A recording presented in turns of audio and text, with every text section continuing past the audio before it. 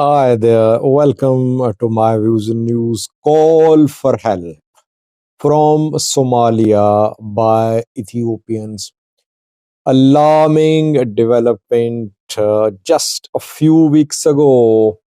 The two communities were living peacefully, but things have deteriorated so rapidly. Ethnic tensions all time high between Somalis and Ethiopians living or staying in Somalia. Secondly, intense fighting between military and Fano on Oromia Amhara border. Fano fighters claim to have inflicted heavy losses on Ethiopian National Defense Force in this confrontation, which went on for almost 2 days. Thirdly, Ethiopian Islamic Affairs Council today sent a delegation led by the chairman, Sheikh Ibrahim Tofa, to Tigray today.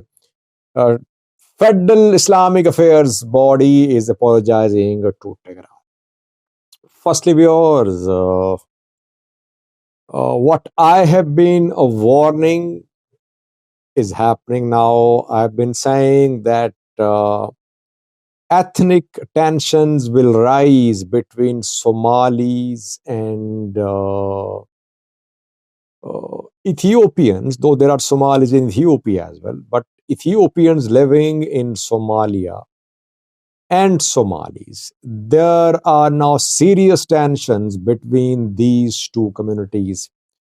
And some Ethiopians are contacting their loved ones in Ethiopia. They're contacting journalists.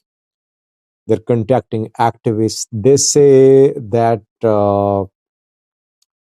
local Somalis are telling them to leave Somalia, that they are in danger. And these Ethiopians, mostly Oromos, are sending a message to Ethiopian government that Ethiopian government it must ensure the safe return of Ethiopians from Somalia.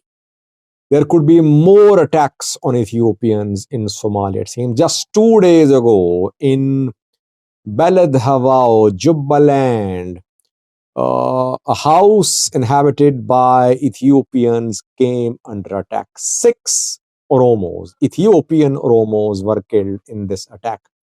Unknown armed men attacked the house, or the attackers from Al Shabaab or from local community. No one knows. Al Shabaab has not claimed responsibility for this attack.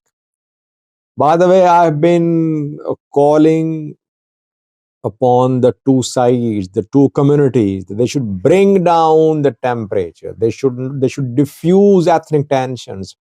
They should not be part of spreading hate. But Somalia's government is mobilizing people. It wants to put so much pressure upon Ethiopia that Ethiopia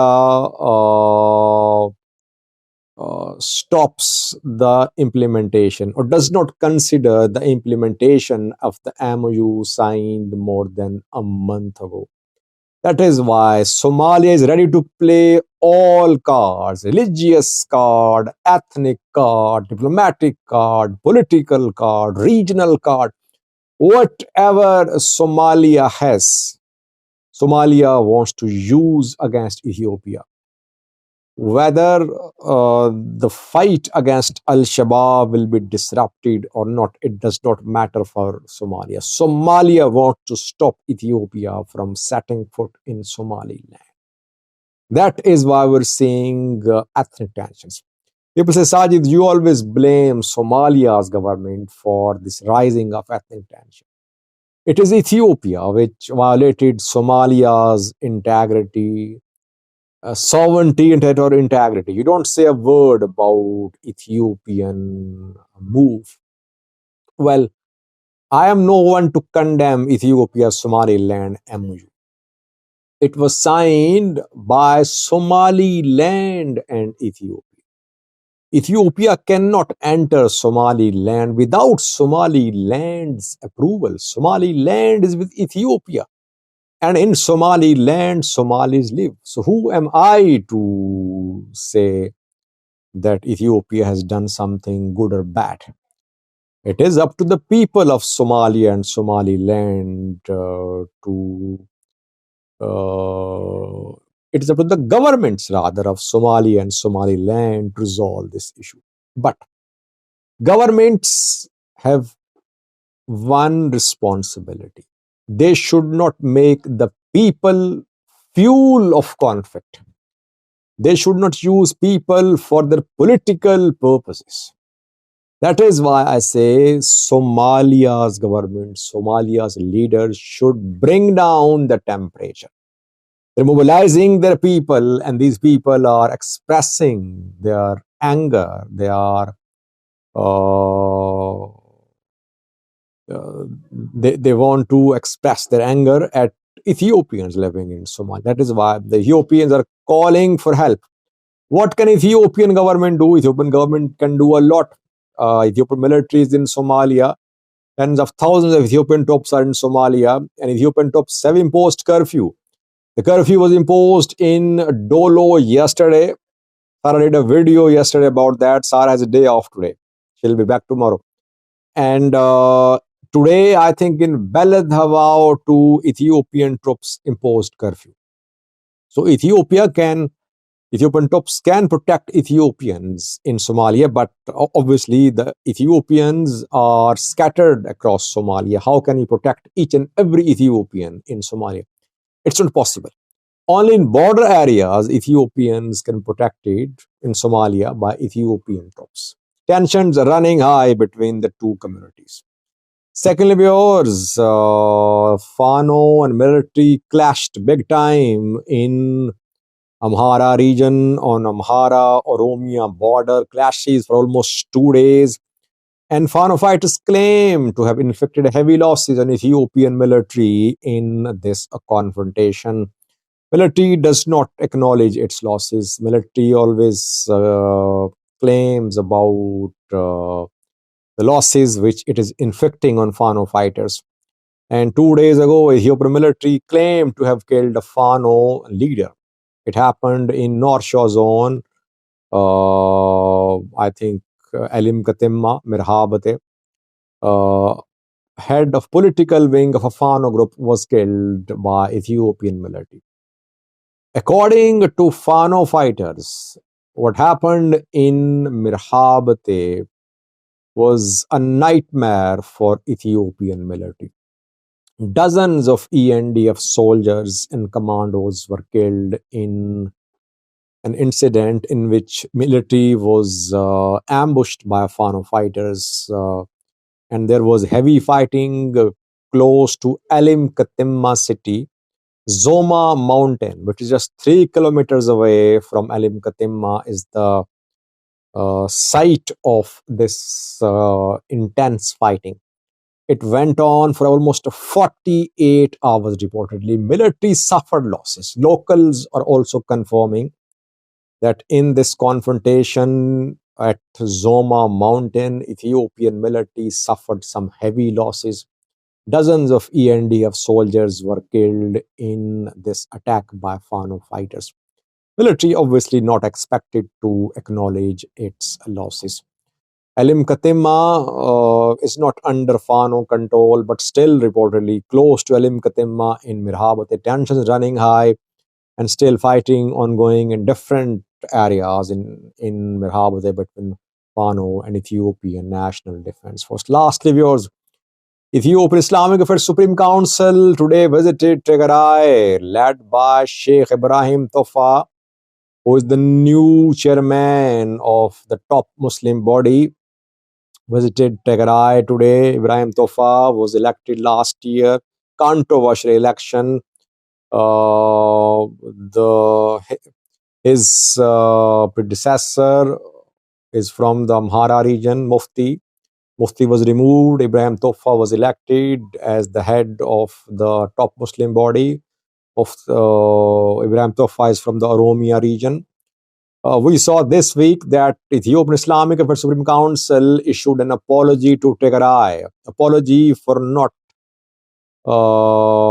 being able to stop the war in Tigray, apology for not assisting the Muslims when they needed, when they were in need in Tigray during the 2 year long war. And Tigray Islamic Affairs Regional Council accepted the apology. That is why today the Federal Islamic Affairs Supreme Council delegation led by Ibrahim Tofa visited Tigray, and he was warmly welcomed. The delegation was warmly welcomed by its Tigray counterpart, Tigray body.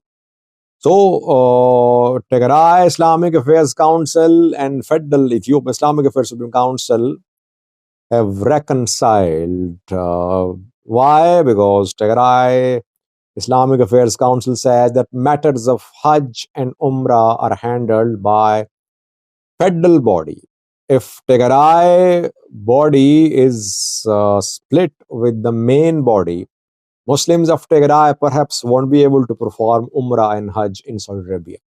That is why Tigray Muslim organization had to restore ties with the Federal Islamic Affairs Council. By the way, Muslim regional body of Tigray is ready to restore ties with Federal Islamic Affairs body, but Orthodox regional body is not willing to restore ties with the Federal Orthodox body, and that is Ethiopian Orthodox Church.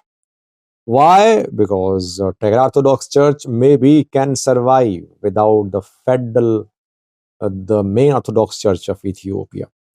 And Tigray archbishops believe that the main church blessed the war on Tigray, especially church archbishops like Abune Petros and Abune Abraham. One of them is now being denied entry into Ethiopia, Abune Petros, who is a US national, I think. He has a yellow card from Ethiopia.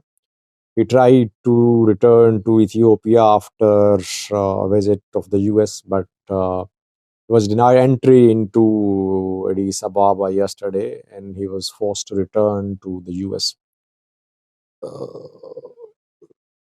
The Orthodox Church of Ethiopia also apologized to Tigray Orthodox Church, but Tigray Orthodox Church did not accept the apology. Why? Because the Orthodox Church perhaps believes it can survive without the main church, and that the main church will have to come to Tigray, keeping in view the rich religious history which Tigray has of Orthodox religion. Will there be reconciliation between the Tigray Orthodox Church and the main church?